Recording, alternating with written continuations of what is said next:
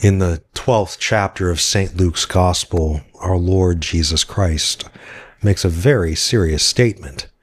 He says, "Do you think that I have come to establish peace on the earth?" And he says, "No, I tell you, but rather division.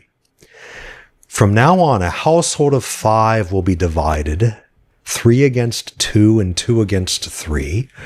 A father will be divided against his son, and a son against his father.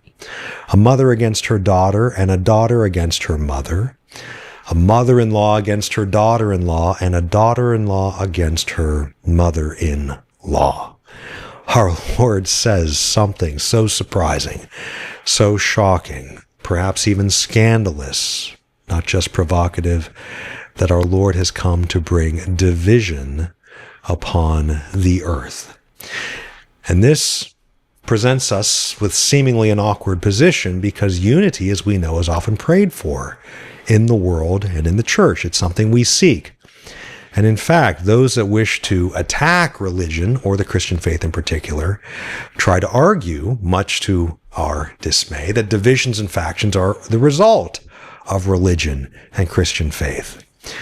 And sometimes formal, organized religion is criticized because it would seem to be at the root of the world's problems. This was the new atheist kind of critique of the Christian faith.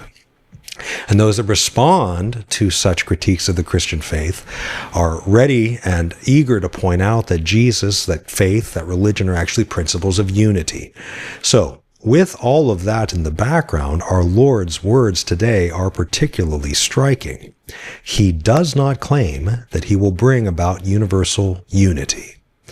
And indeed, he says explicitly and exhaustively that his presence can even divide families.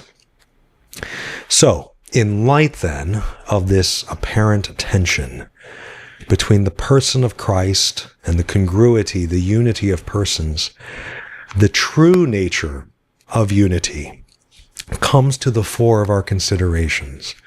We all want unity. We all know that unity is important. And in all cases of true and authentic unity, we recognize that there must be a point of unity, a center of unity. Diverse elements are united. Divisions are reconciled to the extent that they participate in and are oriented around or toward a common point or a common goal. Mathematics and philosophy, natural sciences, so to speak, both bear witness to this truth, even on the natural level. We recognize that unity doesn't subsist in and of itself, but that unity depends upon something else, namely a principle of unity. Unity thus can't be the final goal in an abstracted way, as if it were the common point of one's orientation. Unity is not true unity unless it's unity in something. Unity doesn't subsist as a separate reality. And diversity becomes unity only in relation to a central thing that brings together the diverse things. Thus, we can say that unity is the effect of a formal and a shared participation in a common point, a common term, a common good, a common reality.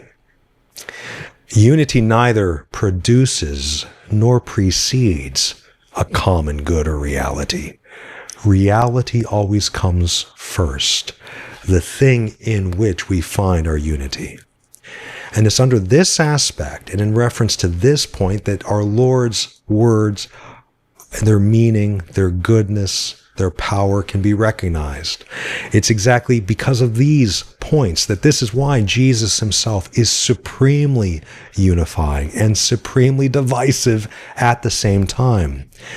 As the Savior of humanity, he comes to impart a new divine reality to a fallen world. Indeed, he comes, as we know, as he says, to draw all people to himself. He has come to make himself the center and the exclusive center, the only center of all saving reality, of saving unity. And consequently, he unites all who are in himself and through himself. And thus, all other principles of unity are made secondary to the saving unity that he identifies and shares and communicates when he extends himself and his friendship to us. And this is why he says elsewhere, he says, you will all be hated for my name's sake. This is not to say that Jesus promotes hatred, but rather that Jesus and the unifying power of his name and of his being and of his personhood only here, completely opposite of all other principles of unity, the saving unity found within the person of Christ, completely reconfigures and reorients all of our experience of both diversity and unity. Jesus makes all things new. Thus, the unity that our Lord provides is, first of all, an essentially higher order unity and peace than that of the natural bonds, good as they are, of human existence. Those who are united in Christ share a unity deeper than even that of husband, wife, father, son, mother-in-law, daughter-in-law, son, father-in-law, son-in-law. The bonds that Jesus gives are stronger because they are Jesus himself. Jesus is the center of the bonds of grace, of the bonds of the good news. He is the principle of unity. It's his peace that he gives us. He himself is our peace, our goodness, our unity. And this is what Jesus does. He unites all things in himself.